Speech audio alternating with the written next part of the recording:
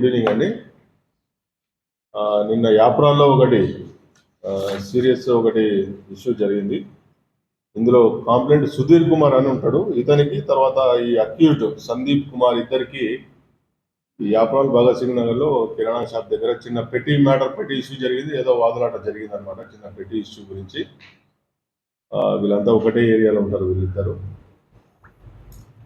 అయితే ఆ సంఘటన మనసులో పెట్టుకొని మధ్యాహ్నం నిన్న మధ్యాహ్నం 12 గంటలకు ఈ సుధీర్ కుమార్ కాంప్లైంట్, తర్వాత అతని ఫ్రెండ్ ఇంకొకతను ఇద్దరు అక్కడ మన ఆదిత్య వైన్ షాప్లో అక్కడ ఉన్నప్పుడు వైన్ షాప్లో తీసుకుంటున్నప్పుడు అక్యూజ్డ్ సందీప్ కుమారు ఎలియాస్ పుట్టస్ ఇతని పేరు.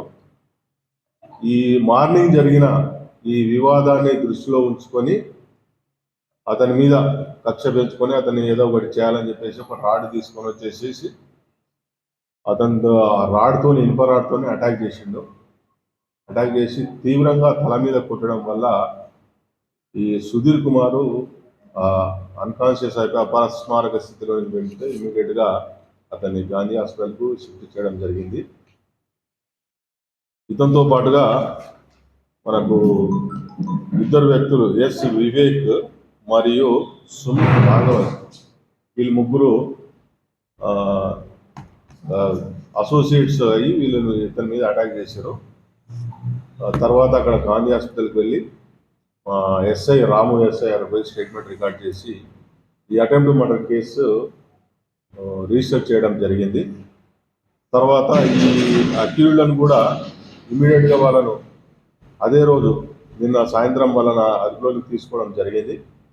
అదుపులోకి తీసుకొని వాళ్ళ ఇంటరాక్షన్ చేసి, అయితే కారణం చిన్న పెట్టి ఇష్యూలో గొడవ జరిగినందుకు ఇతను అటాక్ చేసినట్టు తెలుస్తూ ఉన్నది. ఈ ముగ్గురిని కూడా మేము అరెస్ట్ చేయడం జరిగింది. అరెస్ట్ చేసి మేజిస్ట్రేట్ గారి ముందు ప్రవేశపెట్టడం జరిగింది. వీళ్ళందరి మీద, ఈ ముగ్గురు మీద అటెంప్ట్ మర్డర్ కేసు రిజిస్టర్ అయింది. తర్వాత వీళ్ళది రౌడీ షీట్ కూడా మేము రెడీ చేసి ఓపెన్ చేస్తూ ఉన్నాము.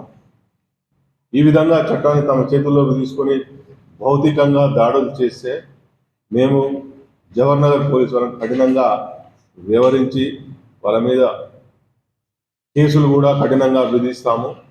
అదేవిధంగా జైలు కూడా పంపడం జరుగుతూ ఉన్నది. అందువల్ల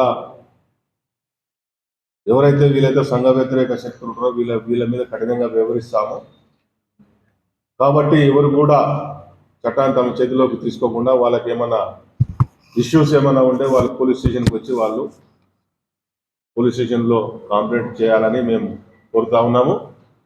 అదేవిధంగా ఈ విధంగా వ్యవహరించే వాళ్ళ మీద కఠినంగా వ్యవహరిస్తామని చెప్పేసి హెచ్చరిక కూడా జారీ చేస్తూ ఉన్నాం. వీళ్ళ ముగ్గురిని ఇంతకుముందే మనం మేజిస్ట్రేట్ కోర్టులో ప్రవేశపెట్టడం జరిగింది. తర్వాత వీళ్ళని రిమాండ్కు జైలుకు పంపిస్తాం. Thank you.